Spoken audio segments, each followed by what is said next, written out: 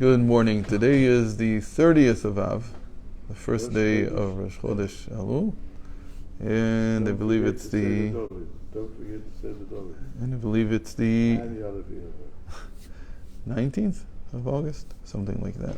Could be. Anything's possible. Everything is possible. Anyway, so we're talking about the fact that by animals having imagination is not an asset. It's actually it lowers their level of understanding. But by a human being, if the imagination is serving 17th of August, okay. But by a human being, if the imagination is serving the intellect, then it actually provides something extra. And that's what we call the ability to recognize something which is related to the imagination. So let's read this again. אבל בבעל שכל ומחשבה ודיבור, אז כוח המדבר והמצייר אמיתות דבר המושכל כמו שהוא נחשב למעליותה. שהוא כוח הדעת דווקא או כמובן במקום אחר. And that is the essence of what the sphere of da'at is, the sphere of knowledge is. We're up here. Which? Up here. You've done it? Okay. אבל על כל פנים, מובן שגדר ידיעה הוא בדבר שאפשר לאחרים להודיע בדיבור בהתחלקות, ואם כן אינו גילוי עצם הדבר כי אם התפשטות. But in general, what we mean by knowledge of something is something that can be transferred to another person with speech by breaking it up. Meaning, when I say a bus to you, bus, right? So you have an image in your head right away. You would recognize any bus, by the way. That's why you get these captchas on the internet that they tell you, mark all the buses, mark all the motorcycles, because the machine has a real problem seeing that when the information is missing or it's unclear. Because it's very hard to break it up into words, meaning it's very hard to break it up into some kind of description that would tell you, oh, these are the criteria by which you judge whether this is a bus or whether it's some kind of other vehicle. But a human being doesn't have that problem. Why? Because we have da'at.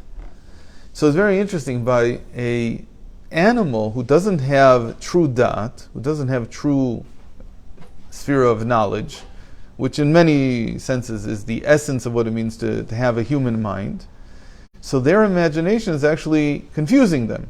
You should think about it like the animal is seeing these images, sometimes partial, sometimes blurred, sometimes not clear, and it doesn't know what to make of it. There's no idea. That's why it sees the world in a very confusing way. We might also be seeing the world in a confusing way because we can't make sense of other things. But that's not our problem. Our problem is not seeing a partial image and not being able to recognize it. We recognize it. The same way that we talked yesterday about that I see, or 2 days ago, that I see someone from very far away and I can't see his features, but I can still recognize that it's them. That is that. That is the essence of what it means to have that. But to know something is to be able to transfer the knowledge to someone else. Meaning giving them criteria. Criteria, what does it mean that something is a bus? And being able to break it up into words, right? To articulate it, not in an image, but rather in words. And therefore, when you talk about knowledge as opposed to recognition, you're talking about what we call hitpashtut, what we talked about a couple of days ago. Hitpashtut means the extension of the object, or rather the predicates, the description of it, the features of it. In Hebrew, it's called te'arim. I don't remember what the technical word is predicates.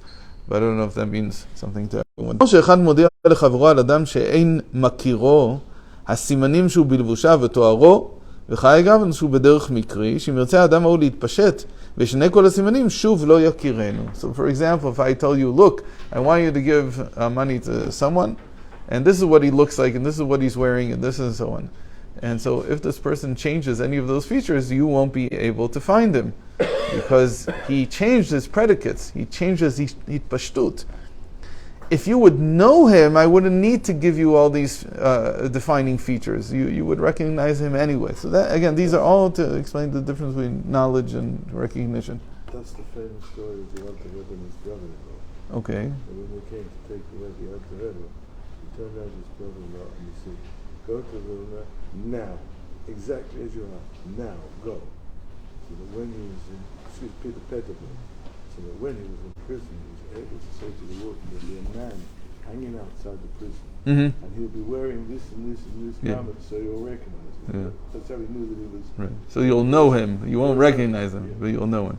So another example of this is that the Tzemach Tzedek once was sitting with his grandfather, with the Alter Rebbe, and the Alter Rebbe said, show me grandfather. Like, show me what. So he held his hand and said, no, this is grandfather's hand. And he touched his beard, it's grandfather's beard. Until eventually the Tzemach Tzedek was a very smart kid. He was like 4 or 5 years old. He said, Saba, go out. Like, leave the room. And then he called him, he said, Saba, and then he came, he said, this is grandfather. So that's like the etzim, the essence, which is beyond all the predicates. So that is called recognition, הכרה. אבל אם מראה לו את עצם האדם, אז יצטייר אצלו באופן שיכירנו אפילו אחר כמה שינויים, וזהו נקרא דרך הכרה. וככל המשל הנ"ל, מובן ההבדל שבין הודעתיו, שהוא גדר ידיעה, שאינו אלא רק בהתפשטות אור אינסוף למטה בעולמות, שזהו דבר שאפשר להודיע לאחרים, כמו שכתוב, כי ידעתיו למען אשר יצווה ושמרו דרך הוויה. So this explains to us the difference between how Avraham knew God and how we know God. That Avraham knew God through the predicates, because God revealed himself to but the verb that's used is not, it's not the etzem, he didn't show him the etzem, he hoda'ativ. I gave to him the knowledge of who I am. And when does it say that? It says, Ki da'ativ leman asher tzaveh et banav et beito v'et banav acharav. That God says in Genesis 18:19 that I have given him knowledge and I know him that he will keep my commandments and safeguard my way and so on and so forth. But it's all about yada'ativ. I've come to know him. And he knows me, but there's no recognition here. And that's what we mean when we say that Avram knew the lower manifestation of God's name, of Havaya. Shem Havaya Dilatata, the lower manifestation. שנקרא הוויה על שם שהוא מהווה עולמות, שמתהוותם נוכל לידע כוח המהווה. And that is how you know God through nature. Because there when we say Havaya, we don't mean Haya Hoveviya necessarily. We don't even mean that he is the one who is beyond everything. We mean specifically the Creator. So the Creator is the one who reveals himself at most through the actions in the world, through the way that he set up the world. That there's a law of gravity, and there is male and female, and there's this, and there's that, and all these things. So all these things you can know indirectly, they are predicates of what God is. But it's not a direct relationship with the essence itself. It's not a connection with the etzem yet. So that's what Avram knew. And that, again, this is built in. Why is it built in? Because we said that until Matan Torah... Right, but he couldn't know that he guessed at it. Right? He obviously was a very good guesser. He knew. That's what all the Midrashim tell us. How did he come to recognize Hashem? He saw the moon, then he saw the sun, and then he saw that the moon replaced the sun replaced the moon. And then you understood there must be something behind all of this. Behind all of this is exactly going from the predicates to the object which is beyond, which is creating all the predicates, which is the source of all the predicates, the thing in and of itself. So that is all that's possible from the creation, because creation conceals God. What do we mean when we say conceals God? All day long we say, but if you meditate on, if you contemplate creation, you'll come to love and fear God. It's true. But you can't come to recognize God. It's not the same thing. Because creation concealed God. What did it conceal? It concealed the object in and of itself. But it revealed in some ways because it gave you predicates. You can recognize some of the actions of the Shem. So you can, you recognize them as that. But again, it's a recognition which doesn't touch the object yet. So we would call it that through these actions you only have knowledge of God.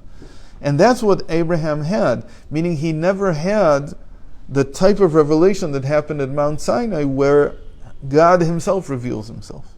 Or at least when we say God himself, somebody wants to put a full stop there and say, this is God. No, this is God the way he's revealed himself now. In the future he's going to reveal himself even more and more and more as you become prepared and ready and capable of handling the higher and higher revelation. So in the time of Abraham, even though he waited and waited and waited for that type of revelation, Hashem only gave him a small, small glimpse of it. That was the commandment to circumcise. That was a small glimpse of what the revelation at Mount Sinai would be. Why such a little? Why such a?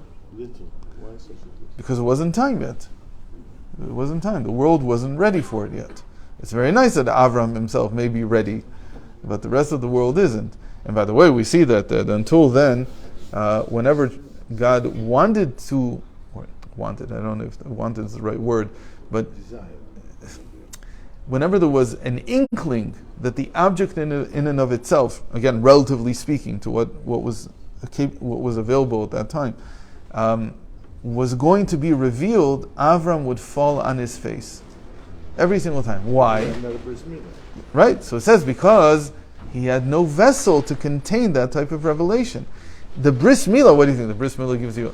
The bris milah means that you already have some vessel created by that revelation, by the higher revelation which nature cannot give you.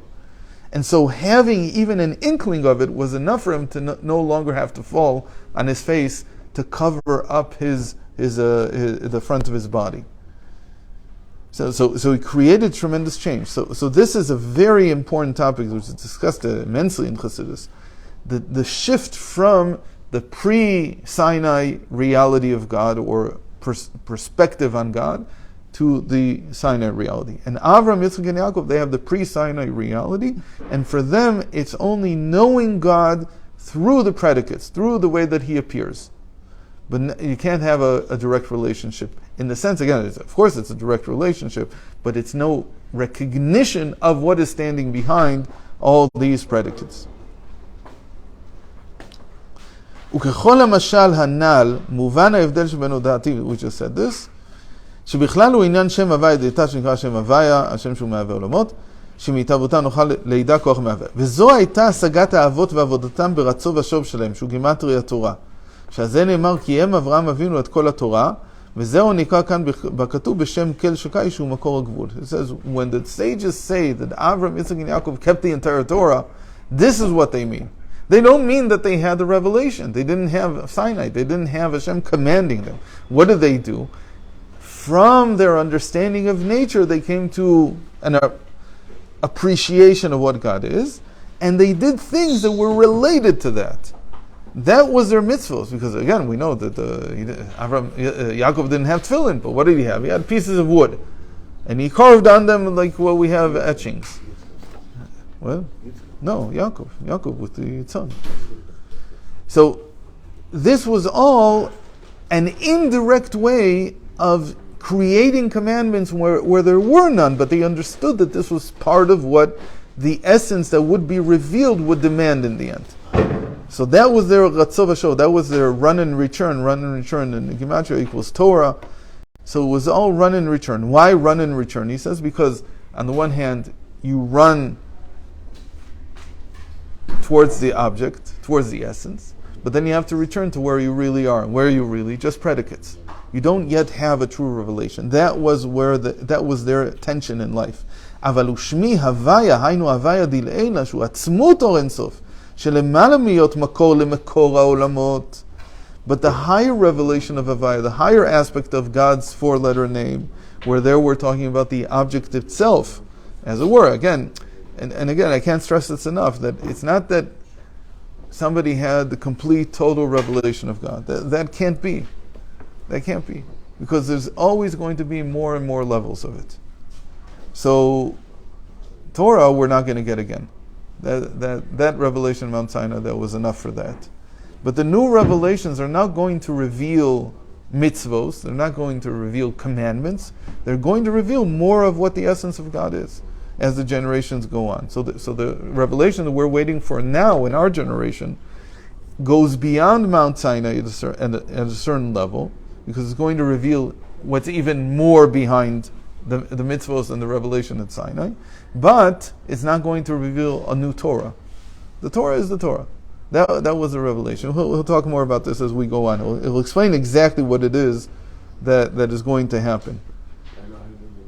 In any case, the object itself, atzmut or ensof, the essence of the infinite light, that could not be revealed to Avram, and that is higher than being even the source of creation. That was not revealed to him. לא נודעתי להם שזהו גדר הכרה, איך שרק בעצם הנשמה נתפס אמיתות מציאותו, מה שאי אפשר לגלות בעולמות. Now he says here, this is the point, that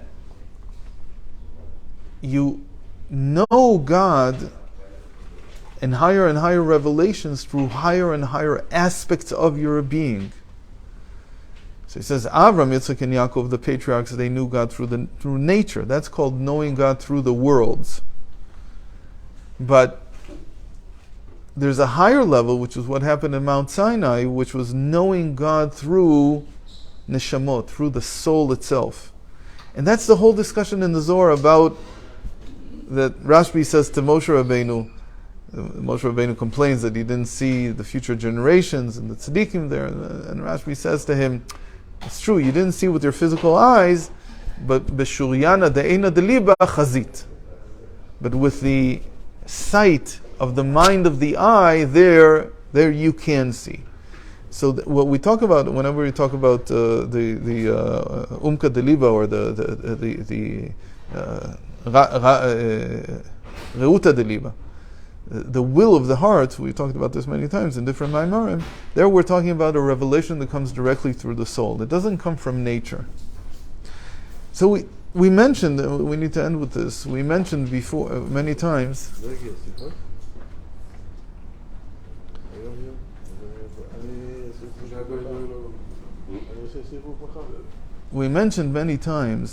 when we started, that we're like making believe, because everything is inside our minds. We don't see anything outside. What? Yeah. Really what it means is that we're revealing God through our souls.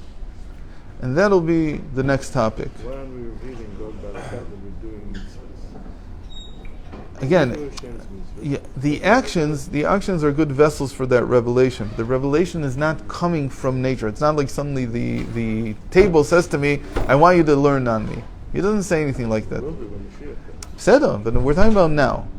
That is called a revelation through the soul, not a revelation from the world. So we discounted it in the beginning. But really what he's saying is we're moving higher to a higher level. And of course, the third level after that is what the Baal Shem Tov calls Elokut itself, but that's not, Elokut just means godliness. It doesn't yet mean even the true revelation of God. We'll talk more about that as we go on. Bezrat Hashem.